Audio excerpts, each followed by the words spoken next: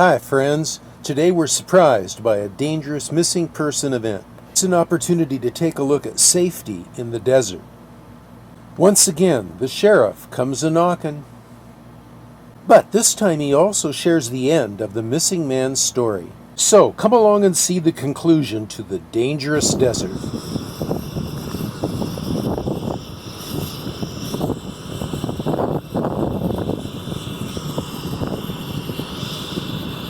Doing the best I can with the wind. It is a very windy day. And as we get close to this fire truck, it's a very noisy fire truck. This is the Desert Hills Fire Department. I don't know if you could see, but fireman waved at me through the tinted glass window. These fellas don't look unfriendly. Maybe I'll go ask them what's going on.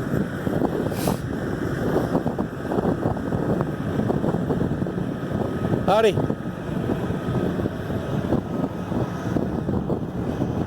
What in the world's going on over here? This is more excitement than I've seen in this neighborhood all week. Yeah. Somebody get hurt? We got a guy out there missing. Oh, bummer. Yeah. From your company? Yeah, he worked for us. Ah, too bad.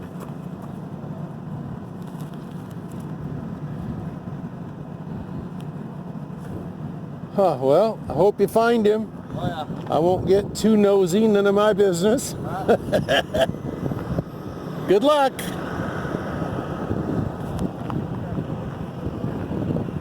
Huh, wow. Somebody missing.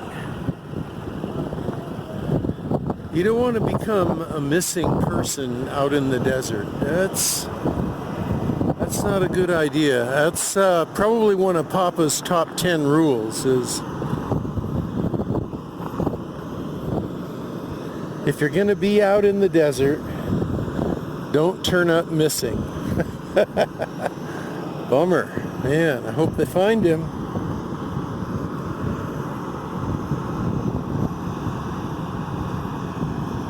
Papa Dale checking out.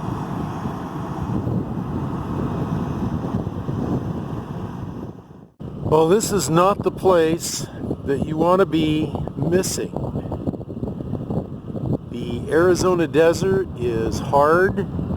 It is unforgiving. It is deadly.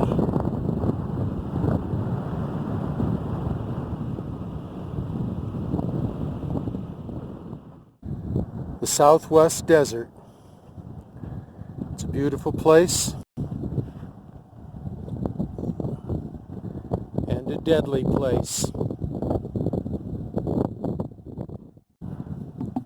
And if you're going to go for a hike out in the desert, there are some things that you should probably keep in mind. The first one is make sure that you carry some water with you. Water is not available in the desert. That's the definition of desert. And if you get lost out in the desert or get disoriented, man, you're going to wish you had some water. Make sure you carry water.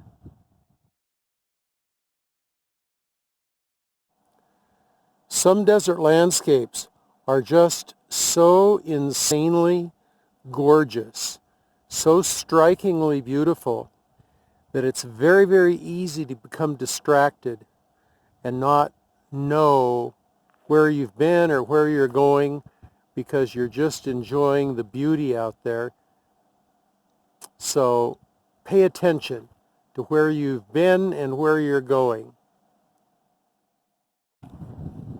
Isn't this natural bouquet absolutely gorgeous? God creates more beautiful bouquets than the florist. Absolutely wonderful.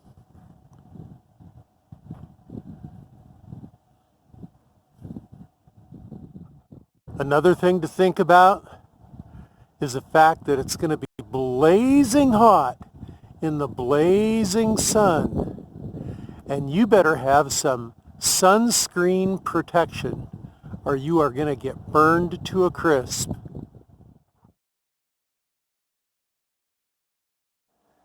Another thing to keep in mind is you should probably have some kind of a hat. The one that I'm wearing, just kind of a ball cap with a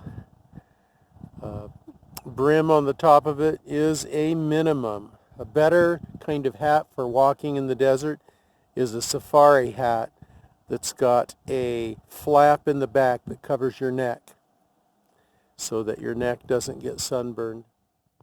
Some high-top hiking boots are going to be real helpful because the desert landscape is very uneven. Unexpectedly, you could step into a hole or step on a rock and twist an ankle. High-top hiking shoes help prevent that.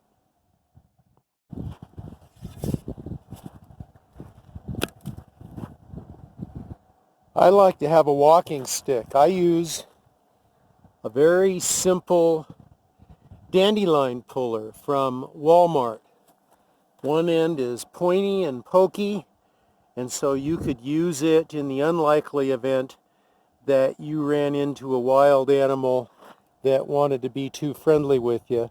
The other end is a good stabilizer as you're walking.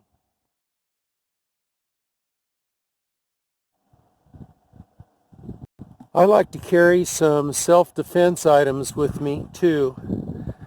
Probably won't ever need them, but if you need them, you'll be glad you have them. I carry a good-sized knife. That way I can use it for protection if I need it, but I can also use it to chop up some wood, a little smaller pieces of wood, into even smaller pieces of wood to be able to start a fire. And in the event, unlikely as it might be, that I might run into an aggressive coyote or, God forbid, a mountain lion, I've got some bear spray with me too.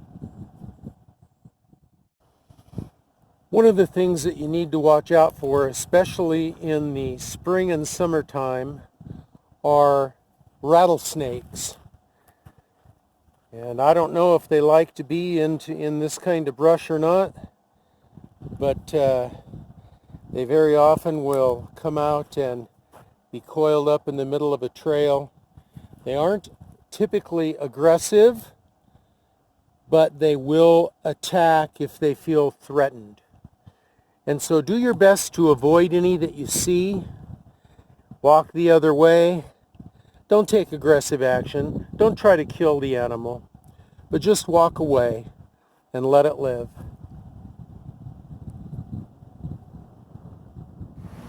Here's a little larger list of things to think about before hiking in the desert. Pause the video now and check it out. Right at the library, you can print it out for free. Oh, okay. It doesn't cost you anything. All right. Just so you know. This is just for my YouTube channel here. Here we have my second visit from, are you a sheriff? Yes. Yep, from a Mojave County sheriff inquiring about my, about my barking dog. No, be quiet. About my Arizona Trust Lands permit. So let's see if we can dig that up here on the phone. Okay, say that again. So for all my YouTube viewers, then they'll know too. You can go to the public library and print out your state trust land permit for free. And if you post it in the window, we won't knock on your trailer or bother you. We just read it and move on. Aha. Well, that's a whole lot more convenient for both of us. Absolutely. What's your name, officer? McCleary. Deputy, I guess. Deputy. Sheriff's called? Yes. Yep, okay, McCleary.